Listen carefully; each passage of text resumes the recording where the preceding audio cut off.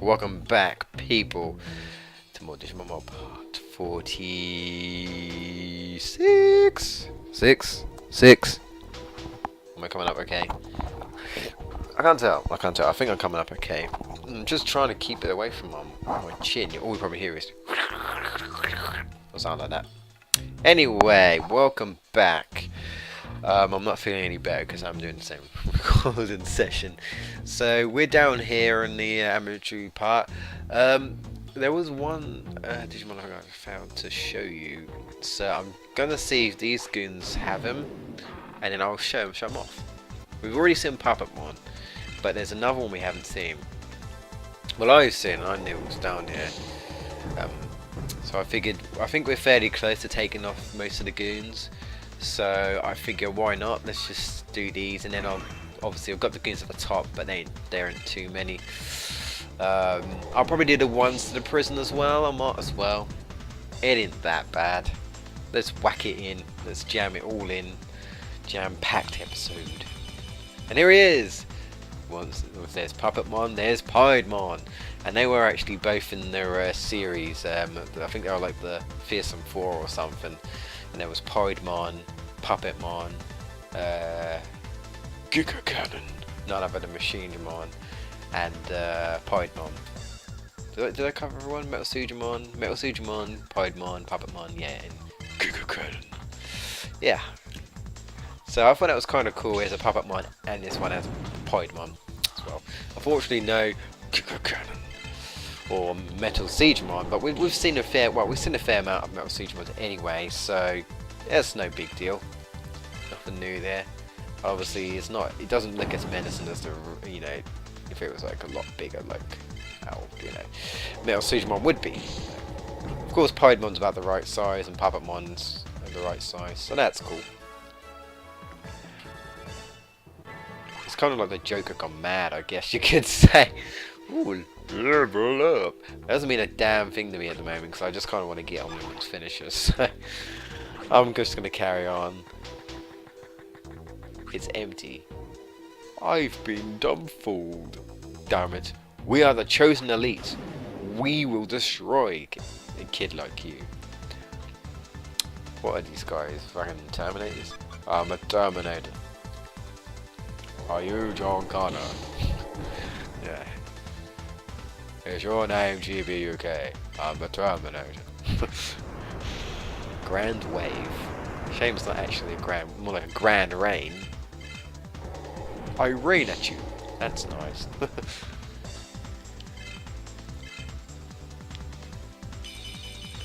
You don't really get too many status effects in this game. You get frozen, which is paralysis, and you get poison and sleep, but you have to go out your way to go to different areas and find out what does what.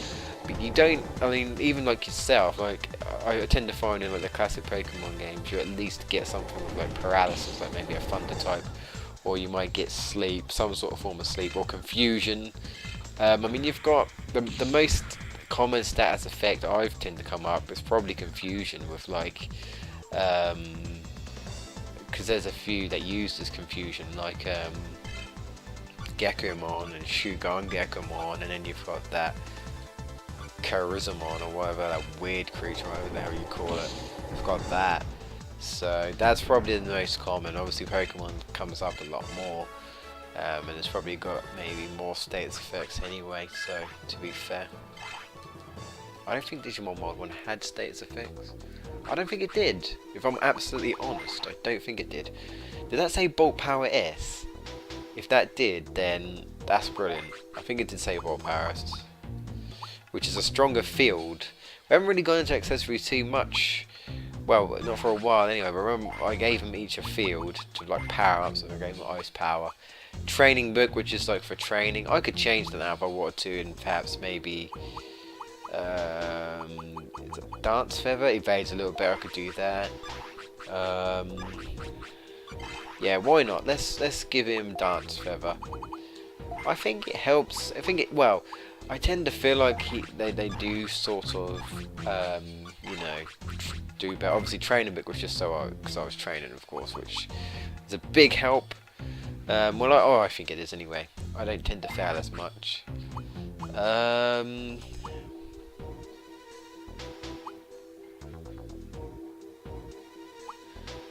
Venom Fang, poisons the wound.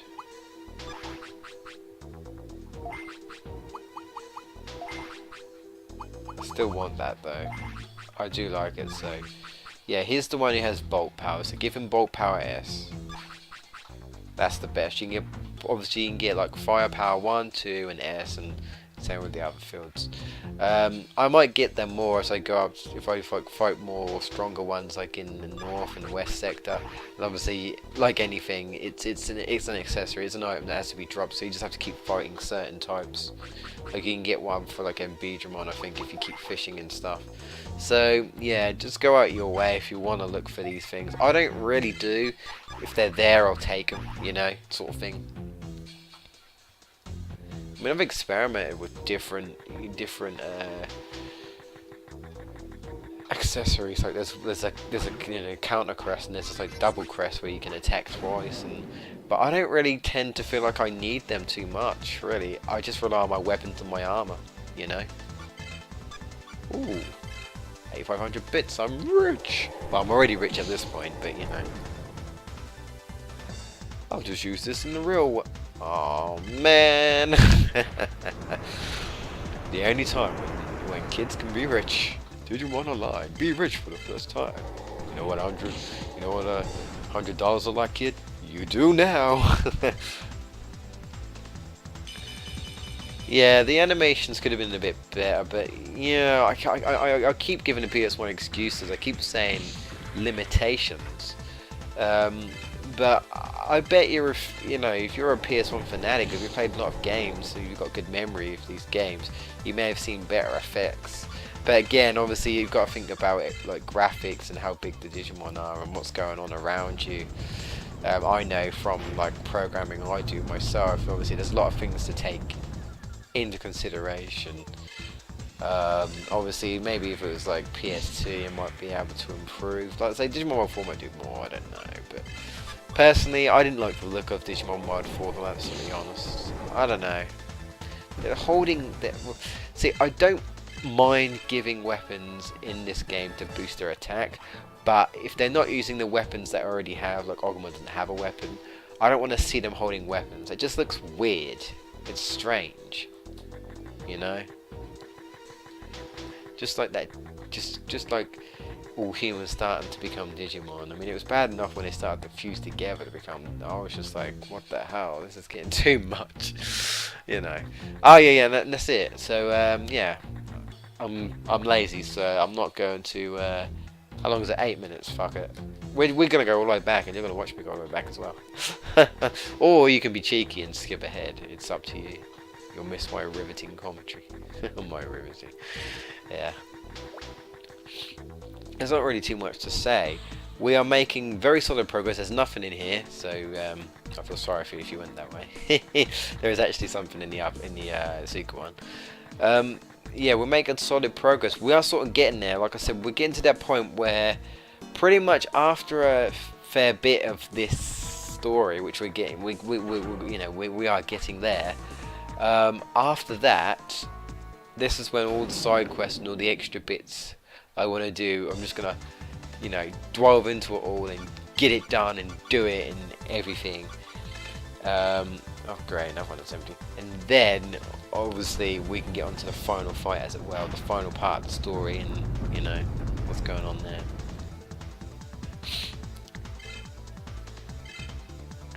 But for now, it's almost like deja vu, but let's say we're in the dark side, we're in the dark side.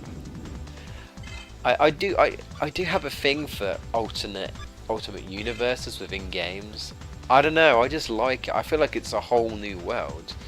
Like slightly random, I'm going a little bit off topic, but I'll use a game for example. There's a game in in Dragon Quest 8 where you can go to what they call, I think it's just called the Shadow World, and it's basically a darker version of your world. But of course, I suppose it would take a hell of a lot to make the whole world of Dragon Quest a shadow area. So instead, the island where you the island which is completely massive, I would just say, the island where you go to, and you have to go to the Shadow Realm. Yeah, the Shadow Realm. There are Shadow World. Only that island you can go onto. You can have a look at the map, but it's just a normal map, and you can look out at the sea, and the sea just kind of looks like poison. And you can sort of make out islands, but you can't actually go to them, unfortunately. I wonder if there is a way, but normally if you've got items to fly to areas or go to areas, it basically says, oh sorry, you can't. Because this is the alternate world, you can't use your boat, because that's in the light world. But I like it because it's just a dark and eerie alternate world, and makes you think, oh man, you know, perhaps everyone's all evil and stuff. Everyone isn't evil in that game. Everyone just talks differently there, but they're all like black and white. You're the only one in colour, and I like that because you're going to places you've been before, but there's new treasures and the enemies are stronger, and you know what I mean. It's like that added extra challenge. I do like that just as much as I like snow and ice levels, and even though I don't actually really, I ain't too fond of snow. If it gives me a day off work, can't complain. Or I shouldn't be saying that because you know I need to work, but. But it depends. If I was doing a really good career that I like, so that's another thing I've got to do. I've actually got to do, you know, find my career. You know, then I might be a little bit disappointed. But this is just general work for money, so I'm not too bothered. It's not, money is important, but it's not my main priority. Pretty much, you know, it's useful. Obviously, most of these days I just pay it to improve on the recording for you guys. You lucky devils, you know you love it.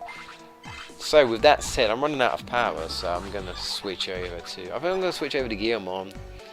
And I'll probably use Imperial Digimon for the big boss, because well, that's just pretty much what I used last time. So, and I think I'm going to start finally getting Gaunlet up, because now I've got Mega Gargamon level 90, Naito.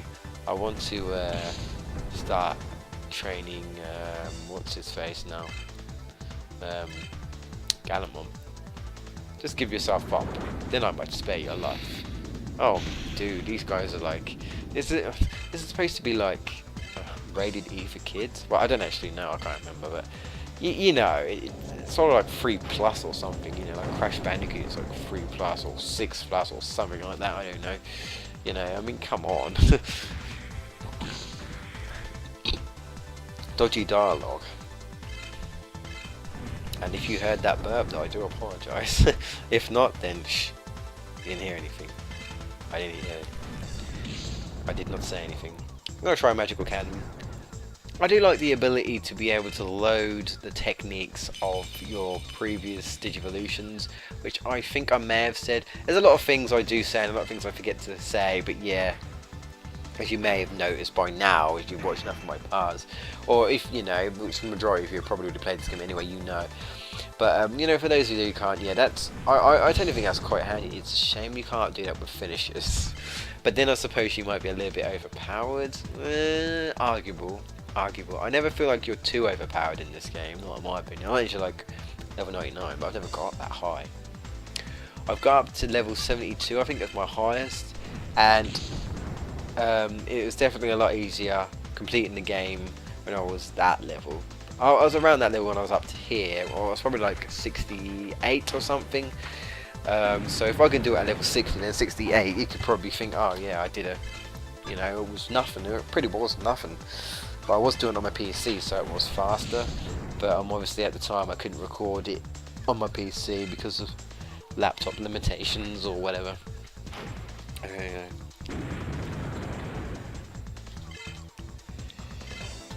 Which reminds me, I don't think I'll be doing any more Digimon after this. There isn't really anything else to do.